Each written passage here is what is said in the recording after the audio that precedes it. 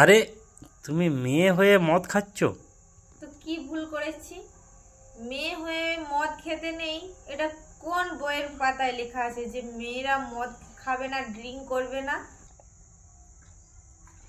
আরে এটা কি করছো? যারা মদ খায় তারা বলে যে খাওয়ার আগে 2 ফোঁটা মাটিতে ফেলে তারপর খেতে হয়। সেটা কেন? কারণ মাটির জিনিস। এই যে মদটা তৈরি হয়েছে কি দিয়ে? এই পৃথিবীর জিনিস দিয়ে। তাই পৃথিবীর জিনিস দিয়ে তৈরি হয়েছে, তাই পৃথিবীতে 2 ফোঁটা ফেলে দিলে কি ক্ষতি হয় এমন? আচ্ছা,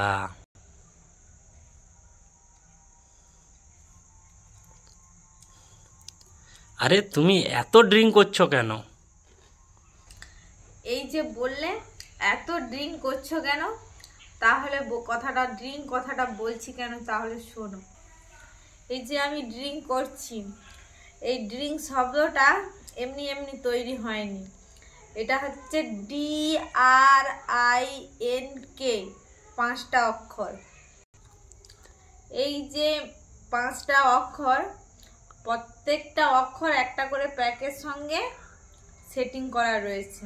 যেমন ধরুন প্রথম অক্ষর ডি। ডি মানে কি? ডি মানে কি? ডাইজেশন, যেটা তোমার যা কিছু পেটের মধ্যিখানে সব হজম করে দেবে। তার মানে প্রথম প্যাকটা ডি।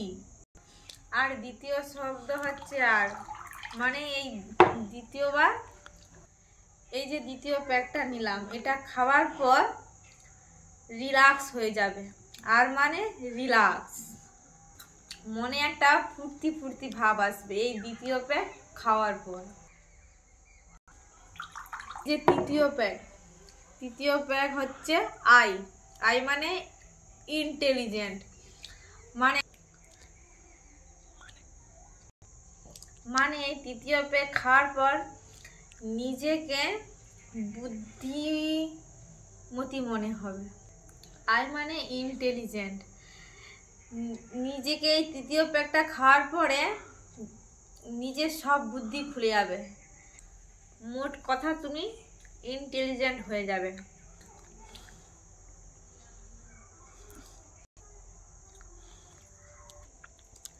DRI হয়ে গেছে চতুর্থ প্যাক। আর চতুর্থ শব্দ হলো এন। এন মানে এই চতুর্থ প্যাকটা খাওয়ার পর নিজেকে নটি নটি মনে হবে।